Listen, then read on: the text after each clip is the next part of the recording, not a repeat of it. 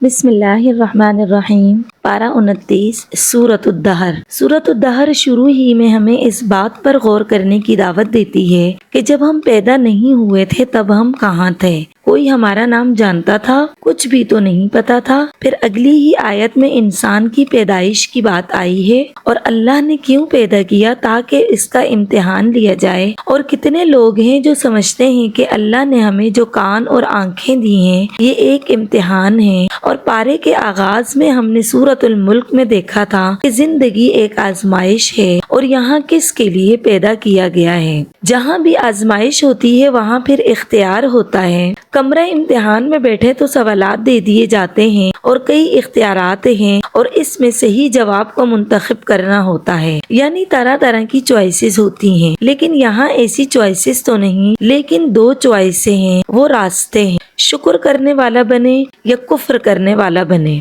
یہاں آیت نمبر 4 میں اللہ تعالیٰ نے بس اتنا ہی کہا کہ کافروں کے لیے زنجیریں اور توق اور دہکتی آگ تیار کر رکھی ہے۔ کیونکہ اس سورت کا موضوع جنت ہے تو اگلی آیات میں جنتوں کی نعمتوں کو بیان کیا جا رہا ہے اور یہ اچھی چوائس کو منتخب کرنے والے لوگ ہیں، اور ان آیات میں ہم اپنے آپ کو چیک کر سکتے ہیں کہ میں کس چیز کو منتخب کرتا ہوں۔ اس سورت میں اللہ تعالیٰ جنتیوں کے اعمال بھی بیان کر رہے ہیں جس کی وجہ سے یہ لوگ جنت کے وارث بنے۔ اللہ تعالیٰ اس سورت میں جنت کی جھلک دکھاتا ہے کہ لوگوں، جنت کی طلب پیدا کرو، تم کدھر جا رہے ہو۔ جنت کی قیمت کا ذکر بھی ہے، راتوں کے سجدے اور اللہ کی تسبیح بھی ہے، صبر بھی ہے اور شکر بھی ہے۔ ہر ایک اپنے آپ سے پوچھے کیا جنت کا داخلہ ہو چکا؟ اور آیت نمبر 27 میں ہمارے لیے محاسبے کا نقطہ ہے کہ آیت میں کس کی بات ہو رہی ہے۔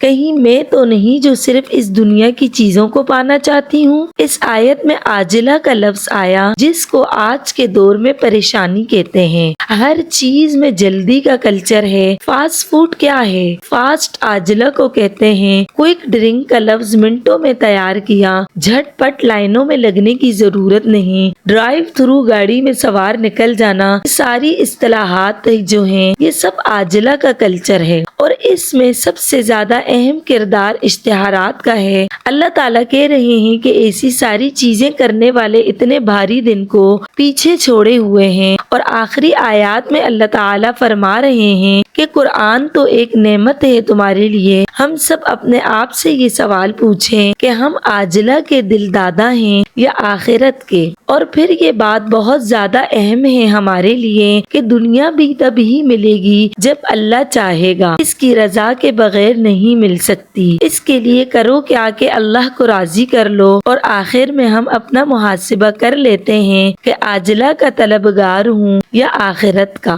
جنت کے کنگن چاہیے یا جہنم کے توق چاہیے، جنت کی محفلیں چاہیے یا جہنم کے بدبودار کھانے چاہیے۔ اس کے بعد سورۃ المرسلات شروع ہوتی ہے۔ شروع کی آیات میں اللہ تعالیٰ قیامت کے بارے میں بیان کر رہے ہیں کہ یہ کوئی خواب نہیں ہے، یہ ضرور واقع ہوگی۔ یہاں ہوا کے تیز چلنے کی بات آئی تو ذرا ہوا تیز چلتی ہے یا آندھی آتی ہے تو فوراً اللہ تعالیٰ کی یاد آتی ہے، اور اس صورت سے پتہ چلتا ہے کہ حق کو جھٹلانے والوں کے بارے میں اللہ تعالیٰ کیا کیا خرابیاں بیان فرما رہے ہیں۔ پھر اسی طرح آیت نمبر 25 سے 27 تک ہمارے لیے بہت زیادہ غور طلب آیات ہیں۔ اللہ تعالیٰ فرما رہے ہیں کہ کیا ہم نے زمین کو سمیٹنے والا نہیں بنایا، جس سے پتہ چلتا ہے کہ اگر زمین صرف اس بات سے انکار کر دے کہ میں نے کفاتہ نہیں بننا تو ہم اپنے مردے قبروں میں دفن کرتے اور زمین یوں اگل کر باہر پھینک دیتی کہ میں نہیں رکھتی۔ اور اس کو اپنے اندر تو ذرا سوچئے، اس زمین کا ہم پر کتنا بڑا احسان ہے،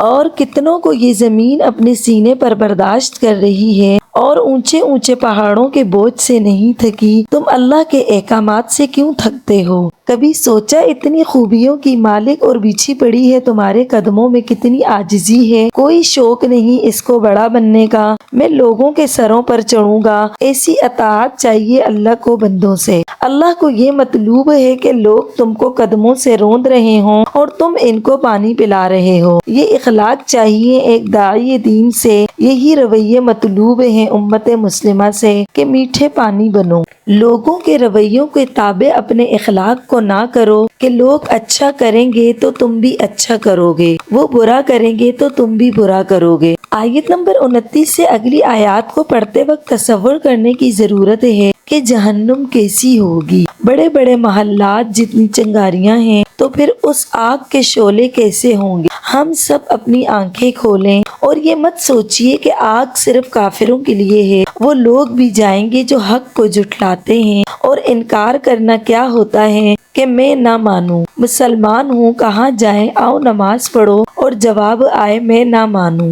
آیت نمبر 41 سے 45 میں اللہ تعالیٰ ان لوگوں کے بارے میں بیان کر رہے ہیں جو توبہ کر لیتے ہیں اور گناہ کے بجائے نیکیوں کے مواقع تلاش کرتے ہیں، جو یہ نہیں چاہتے کہ جہنم کا ایندھن بنے۔ اور آخری آیت شعور کو بیدار کرنے والی بات ہے کہ اب اس قرآن کے بعد کون سا کلام ایسا ہے جس پر ایمان لائیں گے، اور کون سی کتاب ہے جس کو پڑھنے کے بعد دل بدلیں گے، اور کون سی کتاب ہے جس کے بعد نافرمانیوں کو اپنائیں گے۔ یہ تو آخری ڈگری ہے، اس کے بعد کوئی ڈگری نہیں۔ اتنا کچھ پڑھنے کے بعد نہ تڑپ بڑھی، نہ گناہوں کا خوف آیا، نہ نیکیوں کے ارادے ہوئے، نہ اپنی زندگی کو اللہ کے نام پر لگانے کا ارادہ کیا، تو تم بتاؤ وہ کون سی کتاب ہے جس کو پڑھ کر بدلو گے؟ پھر بتاؤ وہ کون سا کلام ہے جو تمہارے دل کی بنجر زمین پر ایمان کے پودے لگائے گا؟ ہم سب کو اپنے آپ سے یہ پوچھنے کی ضرورت ہے۔